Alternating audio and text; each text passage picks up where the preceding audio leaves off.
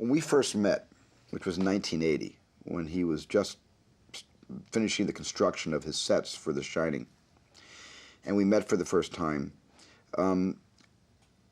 we talked a lot about movies, and I was about to make Raiders of the Lost Ark, and I was actually moving on to his stages. When he finished, I was moving in.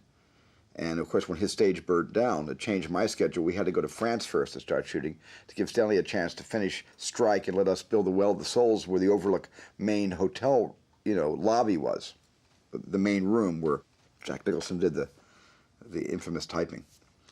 When it was all over and the movie was done, I saw Stanley again and went to his house for dinner in London and St. Albans, and he asked me he said, "How did you like my movie?"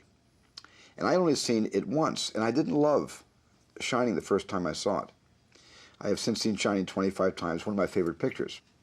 Kubrick films tend to grow on you. You have to see them more than once, but the wild thing is, I defy you to name me one Kubrick film that you can turn off once you started. It's impossible. He's got this fail-safe button or something. It's impossible to turn off a Kubrick film. But I didn't like it the first time I saw it. And I was telling him all the things I liked about it, and he saw right through me. And he said, "Well, Stephen, obviously you didn't like my picture very much." And I said, "Well, there's a lot of things I loved about it." He says, "Yeah, but there's a lot of things you didn't, probably more you didn't than you didn't, so tell me what you didn't like about it." And I said, "Well, the thing that I thought Jack Nicholson, who is a great actor, and I thought it was a great performance, but it was almost a great kabuki performance. It was almost like kabuki theater." He said, "You mean you think Jack went over the top?" And I said, "Yeah, I kind of did." And he said, "Okay, quickly, without thinking, who are your top favorite actors of all time?" And I don't want you to think, just name off some names. So I quickly, went Spencer Tracy, Henry Fonda, Jimmy Stewart, Cary Grant, Clark Gable. He said, "Stop." He stopped me. He said, "Okay, where was James Cagney on that list?" And I didn't have it. I thought, well, he's up there high. I said, but he's not in the top 5. He said, "You don't consider James Cagney one of the 5 best actors around." You see, I do. This is why Jack Nicholson's performance is a great one. Every phone conversation was just an inspiration for me personally. Stanley liked information. I supplied him with a lot of information. Sometimes information he asked me for, other information I volunteered. In getting to know him, I understood what the dynamic of the relationship was. That Stanley would give me advice. He'd collaborate with me. I'd tell him a story I was interested in directing as a movie, and he'd ask me all the tough questions. What do you find interesting about that story? Why do you want to make that picture? Gee, that sounds kind of boring to me. How can you make that interesting? I mean, he was challenging me constantly. He gave me as much, if not more, than I feel I ever could possibly give him. First, he gave me all his movies, and then he gave me his friendship, which meant he gave me his time. And there's no greater gift a person can give to another person. When you look at all of his films, even though they all have one thing in common, for me anyway, the craft is impeccable. Every film he's ever made, the craft is impeccable. The lighting, the dolly shots, the crane moves, the zoom-ins on Barry Lyndon, the framing, the lighting, the hot windows as backlight. There's the compositions. I mean, the exact compositions. You had to hit your mark precisely to please Stanley so he'd get his painting, the painting he was putting on canvas for you to appreciate. It had to be perfect. His choice of lenses, his Steadicam work in latter year films, impeccable, the best in history. Nobody could shoot a movie better than Stanley Kubrick in history. That was impeccable, but the way he told stories was sometimes antithetical to the way we are accustomed to receiving stories. And I think sometimes Stanley just did that because he didn't want to be like everybody else, and he had a very specific way of telling a story. It's not that he wanted to show off, "I'm so different than you," but he said, why does every story have to be told the same way?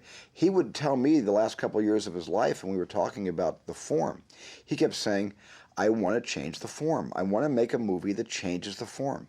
And I said, "Well, didn't you do that with 2001?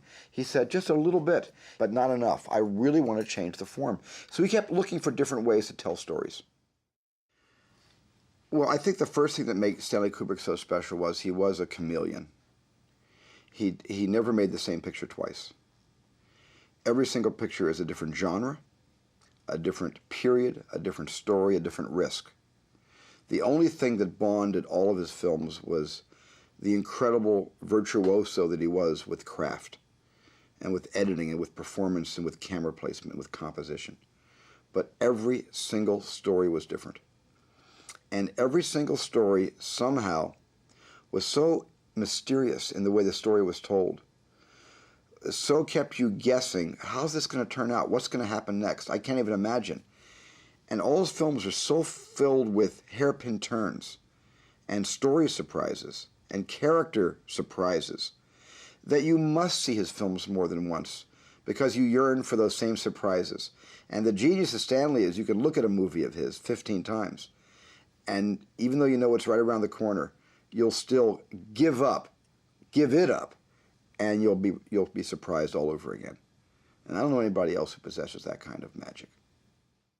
The thing that I returned to again and again in my mind was the film that I elected to show my friends on the Sunday Stanley died, the Sunday America time Stanley died, when I got the news. And some people came over to the house that night that they were scheduled to come over for dinner anyway. And we talked the whole night about Stanley. And I wanted to show all of them a scene from a movie that for me represented how deep Stanley's heart was and how much he could love and how much he could show emotion, because he had been so often criticized for not being an emotional director. I thought he was a very emotional director. And so I put on the last scene from Paths of Glory, where Christiana, who he then married, who plays the German captive girl, stands up in front of all the French soldiers and sings that song and brings down the house in tears. And we were all crying. And as the soldiers were crying, we were crying watching just the last scene. Didn't show them the whole picture. And that isolated last scene so hit a chord with everyone in the room. And two people that night had never seen Paths of Glory, but were still totally affected by that sequence. And that, to me, represented who Stanley was as a human being.